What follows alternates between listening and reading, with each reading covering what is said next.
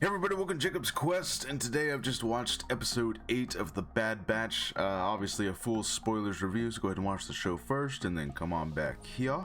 Wow, this episode really moved the plot along quite a bit, actually. And, you know, look, we're only eight episodes in, so I can't complain too much. I admit the last couple episodes I was starting to feel like, alright, when are we gonna kind of get back to like the really juicy stuff? Because it kind of felt like we hadn't been there for a while. But we finally got back to it this episode. So our team, the Bad Batch, are still on Bracca. Captain Rex left off to go do something somewhere. I'm sure we'll find out about that. But they're still on Bracca. They're still like looking through all this stuff. They're like, hey, these bombs and these weapons, we can kind of make a lot of money off this stuff. We can actually pay off our debt to Sid. This debt that, I mean, I guess she's kind of justified. She does shelter them and feed them, I guess. But it still kind of felt like she's taking advantage of their situation. But in any case, they're like, hey, we can pay off our debt to Sid, and we can kind of do our own thing. And then, you know, Echo kind of brings up the point, like, hey, we could have just gone with Rex and kind of done our own thing.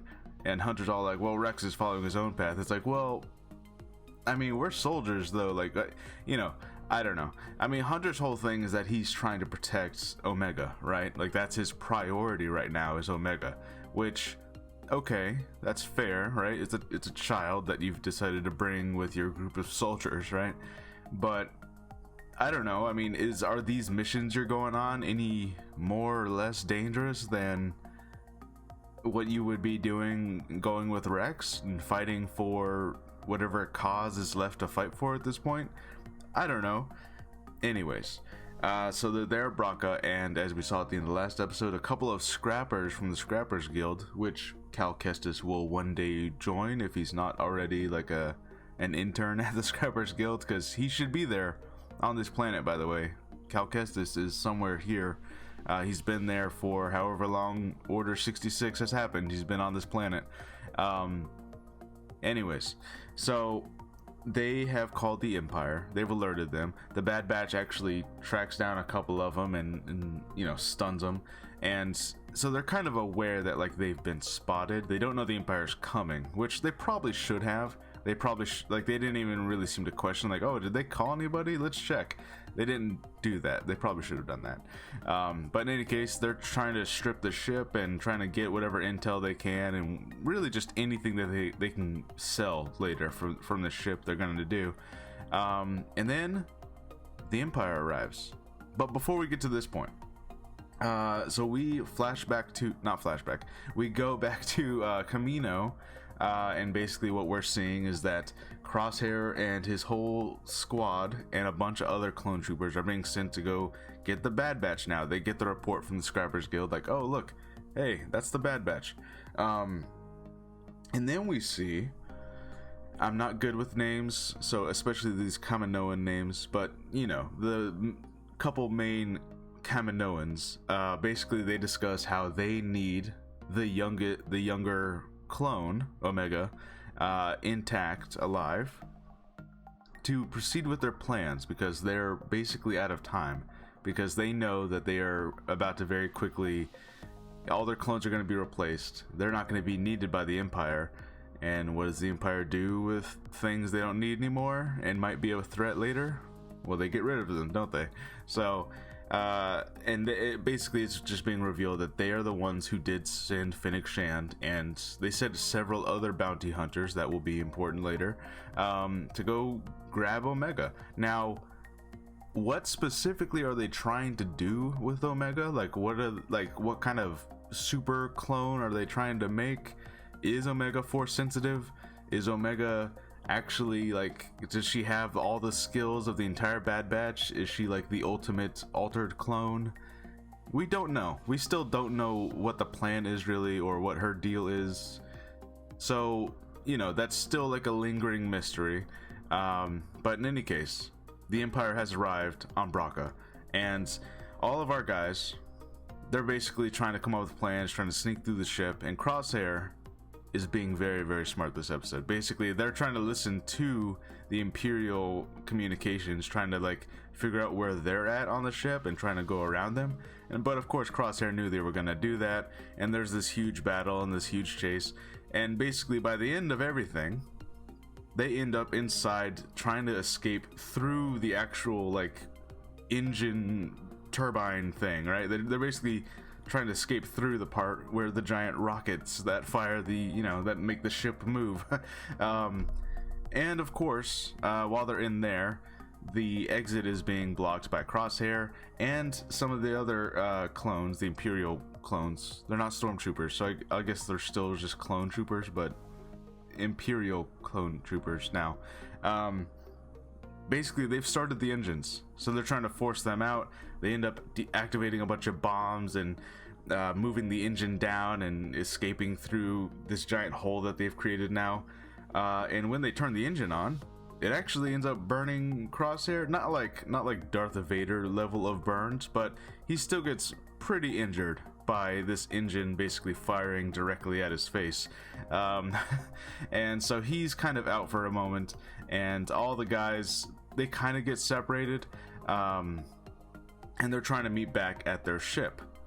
Okay, now Hunter and Omega manage to get back to their ship before anyone else, and what they find is that the clones that were guarding the ship, the Imperial clones, I wish they kind of came up, like, I can't call them stormtroopers, but I wish that they had like a name for them, because calling them clone troopers, I'm so used to like, no, those are the good guys. Like, well, not anymore. Anyways, they found that all of those guys, all of them, are gone, or they're dead now.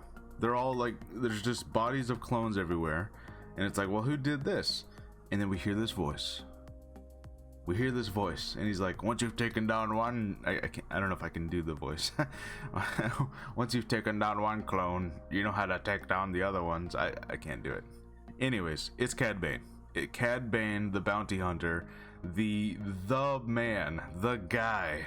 Okay, it's like if Boba Fett is later supposed to be the guy among bounty hunters, Cad Bane was the guy before him. So that's that's basically the level we're talking here. He's like the guy, the baddest dude. Obviously, if you've seen Clone Wars, you know that this is the guy that broke into the Senate. He captured everyone, and he like, this guy is able to break into anywhere and basically do anything. So him and Hunter kind of have a showdown. He manages to shoot Hunter right in the chest, and Hunter goes down. Hunter only manages to shoot his little robot fellow. I don't remember the robot guy's name. Obviously, he's been with Cad Bane the whole time. He's kind of a comedic little sidekick. He managed to shoot his leg, but yeah, Cad Bane shoots Hunter in the chest. Hunter's down, and I'm gonna say this right away. I thought that they were gonna kill Hunter off. Spoilers: Hunter is still alive, but I thought that they were gonna kill him off because in pretty much all of Star Wars, the armor, clone trooper and stormtrooper armor, is mostly useless. Like, it's, a blaster bolt goes kind of just right through it. It's never really protected anyone from, immediate death by blaster. So, but hey, in this one case, I guess Hunter gets shot directly in the chest, but because he has armor on, so he's alive still.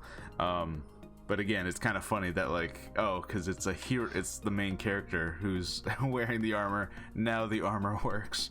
But anyways, so he goes down. Cad Bane manages to stun Omega and takes her, and now she's gone. And presumably he's headed straight to Kamino. Now, Cad Bane is going to have to manage to get Omega to the Kaminoans without the Empire being aware of what just happened, because they'll probably start asking questions, and they probably don't want that to happen. So I imagine there's going to be like hopefully we see that. I kind of want to see Cad Bane trying to sneak Omega around the Imperials and get him to the get her to the Kaminoans. That would be pretty cool to see, actually. But yeah, basically the rest of the Bad Batch crew arrive. They pick up Hunter, get him on the ship, and they get the hell out of there because they're still being followed and fired at by the Imperials.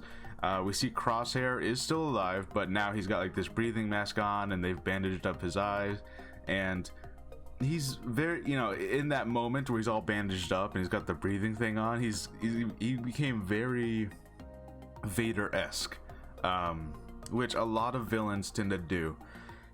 Now, you know, I still suspect they're going to attempt at some point to capture Crosshair and take his inhibitor chip out, and they all have their inhibitor chips out now, so I imagine that that's going to be like the next thing they try to do once they come up with a plan for it.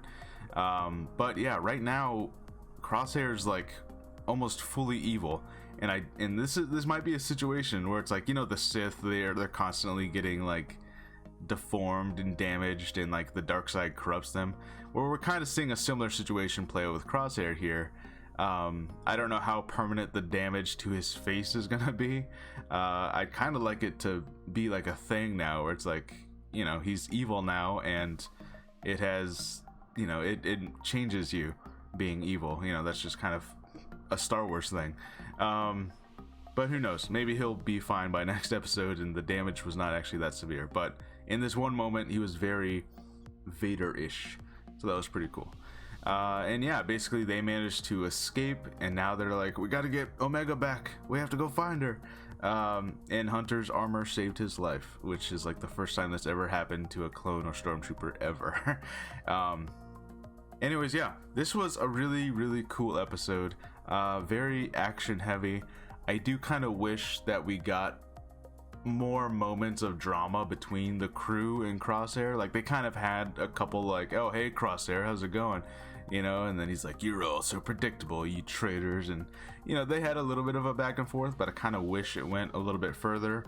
Omega did bring up to Crosshair like, hey, you're just being controlled by your inhibitor chip. I wish at that moment some of the Bad Batch could have gone like, hey, you and all of the clones here, we can kind of try to save all of you right here on this ship. We can take all the inhibitor chips out. Obviously they would not have gone for it, but you know, I wish they would have said something like that, because then at the very least, like, that idea is being presented like, hey, we can literally take your chips out and you'll be normal again. I don't know, I'm still convinced that the Kamino uprising will be a thing. So I don't know if they're gonna like try to capture Crosshair and take his chip out, or maybe Kamino like rewires the chips and there's like a, here's order 67 or order 68, you know, like they have like a different order that lets them take control, which again I kind of theorize is partly why Tarkin doesn't like the idea that these clones have these chips and are being made by somebody else, because how easy would it be for Kamino to have like an even more secret order that even the Empire doesn't know about, right? So I don't know. Anyways, we'll see where all that's headed. We'll see what they're trying to do with Omega, what kind of super clones or something they're trying to make exactly. That's still very unclear. I know the Force sensitivity is still a theory. It's still very much a possibility, but we haven't, you know, all of the evidence we have that Omega is possibly Force sensitive, those have all been instances where they can kind of easily be waved away and explained away, and it's like, oh no, she's not really Force sensitive, it was just a feeling like a normal person has, not like a Force feeling, you know. So that still might not be a thing. I don't know. I'm on the fence a little, but she might be. I don't know. Oh, one last thing. So they're chasing down the scrappers, and Wrecker has grabbed onto their little hovercraft, and when it crashes, he hits his head again. They kind of do the same, like, Wrecker, are you okay? It's like, oh yeah, I'm fine. But it's like, I don't look, at this point him hitting his head is just like a running joke, right? And I guess that's just what they're trying to go for here. Like, it used to be so ominous where it's like, oh god, he hit his head again, the chip's gonna activate. But now that that's no longer a thing, it's like now you're just hitting his head for no reason. Now he's just constantly in pain, which I guess I get it, right? Like he's supposed to be sort of the dumb brute tank character, right? Like he's just not smart and he's constantly hitting his head on stuff. So it's like, okay, that's his character. I get it. But it is kind of funny that like now that the inhibitor chips are gone and that's not like a thing we have to worry about really. It's like he's just gonna keep on hitting his head for no reason now. I don't know. I thought that was kind of funny. So anyways, yeah. Oh, one last thing. Another little. So now that Cad Bane is back, what this has me convinced is that we are for sure going to see the scene between him and Boba Fett. I'm sure the context of that scene is gonna be very different and involve the Bad Batch in some way. But if you don't know what I'm talking about, there are still quite a handful of Clone Wars episodes that were never finished because famously the show got canceled, and then they were able to release some of the pretty much already finished episodes for season 6, which is why that season is so short. And then of course they were able to go back and finish even more episodes for season 7, that way they can kind of tie it all off. But there are still like I think like 12 episodes or so that like are at various stages. Some of them have animatics already and like, you know, like little 3D puppets moving around to kind of show what is supposed to happen. So you know, there's still a lot of episodes, one of which was this episode between Boba Fett and Cad Bane, where it kind of shows them at the end of the episode facing off against each other, and Cad Bane shoots Boba Fett and his helmet gets dented, and Cad Bane's fate is kind of left like, is he dead or is he just on the ground, or you know, like kind of open-ended a little bit.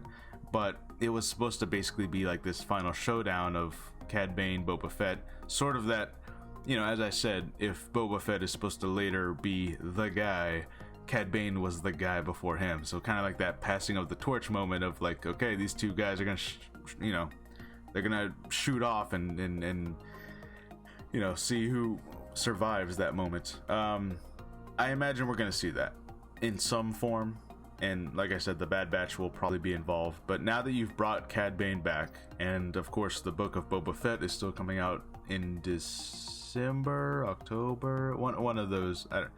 It just stands to reason that they're gonna bring him. They're gonna show that moment. Otherwise, it's like, why bring Cad Bane back if you're not gonna go ahead and just, like, that's basically his ending that we know of. That's essentially where Cad Bane would end. If not die, at least like his major story would end. So in any case, I'm excited to see if they show that. And yeah, let me know how you guys feel about this episode. Let me know your theories as to like, what's up with Omega, what are the Kaminoans trying to create, what is their plan. And yeah, I'll see you guys on the next episode. Bye.